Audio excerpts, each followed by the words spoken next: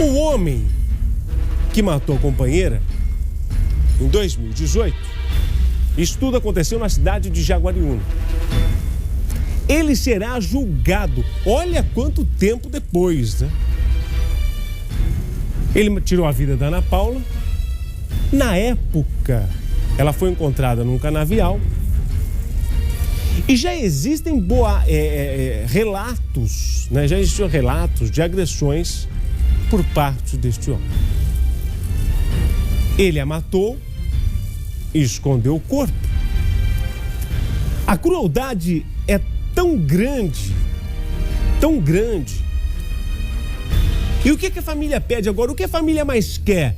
Quando uma família tinha 2 filhas pequenas na época, o que a família mais deseja agora? O que todos nós desejamos? Quando acontece um caso desse, com tamanha monstruosidade, você quer o quê? Que fique preso. Agora, doutor Fábio, por que muitas vezes nestes casos a justiça demora muito, quando não, responde em liberdade? Tudo vai da questão do momento em que ele cometeu o crime, Orlando. Eu não tenho as informações se ele cometeu o crime, se evadiu, ficou um tempo foragido. Quando ele se apresenta, ele está fora de uma situação flagrancial. Ele está fora da situação de flagrante e aí ele vai responder um processo, mas a questão é, responde o processo em liberdade. Se for condenado nesse julgamento que você acabou de mencionar, Orlando, e ele estiver em liberdade, ele terá também o direito de recorrer em liberdade. Um recurso desse deve demorar aí seguramente mais uns 2 anos. Reportagem no ar a partir de agora no Cidade Alerta. Um namoro considerado uma bomba relógio. A relação conturbada sempre deu sinais de que não acabaria bem. Destruiu uma família inteira, várias pessoas da família. Em entrevistas ao jornalismo da Tati Record TV, a mãe de Ana Paula não conseguia segurar as lágrimas ao lembrar sobre o cruel assassinato da filha. Então, não vai ter ela de volta, né? Foi encontrada despida, com a roupa rasgada, que a minha filha precisava disso. E despida, com os braços abertos, sabe? Maura, que tanto lutou pela memória da filha, faleceu antes de ver a justiça de fato acontecer. Depois de mais de 4 anos, os parentes da vítima estão próximos de poder colocar um ponto final no caso. A família ficou surpreendida, né, com a prisão dele, né? E agora o julgamento dele está chegando, né? Dia 21 de outubro. E esperamos que seja feita a justiça, que ele pegue uma pena altíssima, né? Pelo crime que ele cometeu, pela gravidade, né? Um feminicídio ocorrido, né? Na presença da filha do casal, da descendente da vítima, né? E depois a ocultação do cadáver também. Com o assassinato de Ana Paula, Maura passou a cuidar das netas, que na época do crime não tinham consciência do que havia acontecido, apesar de uma delas ter presenciado a morte da mãe. As meninas são bem cuidadas, né? Tá sob a guarda do meu pai, né? Do avô materno delas. E elas são, tipo, crescendo e estão bem entendidas, tudo, né? E são bem amadas pela família.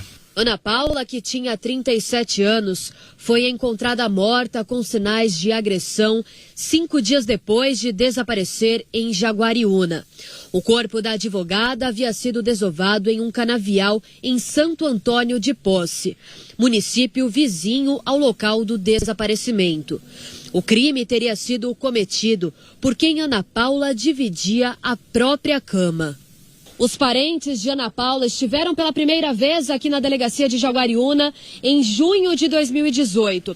Eles registraram um boletim de ocorrência de Ana Paula depois dela não ter ido buscar a filha mais nova na escola. Ela não costumava faltar neste compromisso. Eles estranharam o comportamento, a ausência dela no colégio, então resolveram rapidamente registrar o caso na Polícia Civil. Ainda antes de ter a certeza de que Ana Paula tinha sido vítima de um crime tão cruel, os parentes já apontavam um companheiro de Ana Paula como um suspeito para a polícia.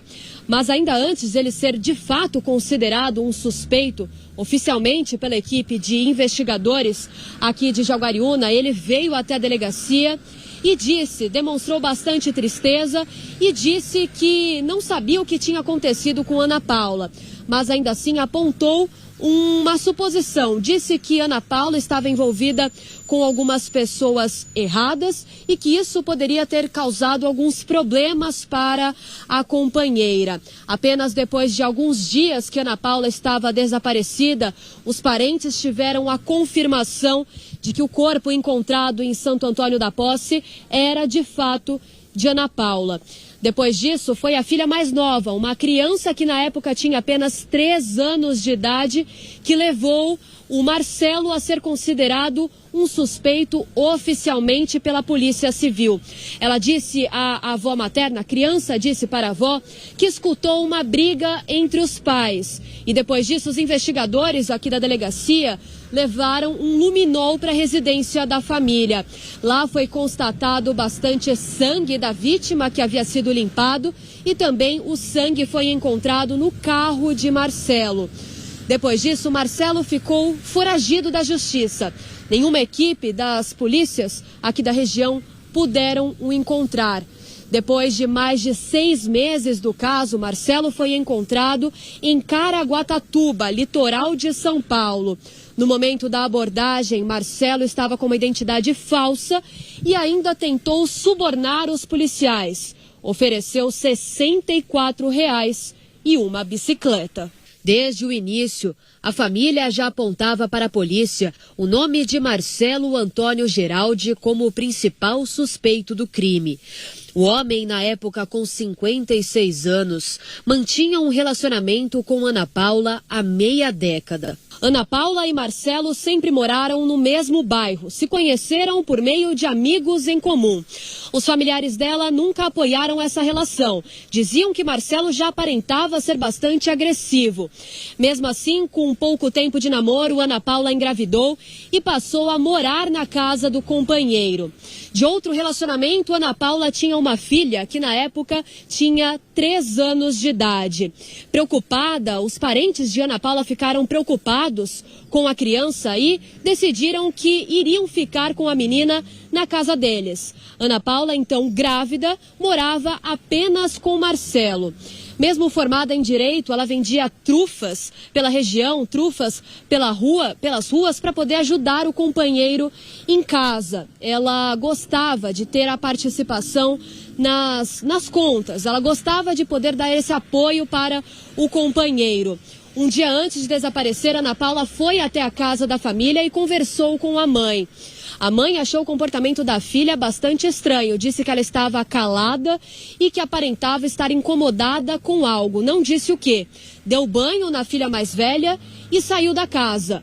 Os parentes de Ana Paula, principalmente a mãe de Ana Paula, não imaginava que aquela seria a última vez que poderia conversar com a filha. Ainda segundo os parentes, não teria sido a primeira vez em que Ana Paula foi vítima do namorado.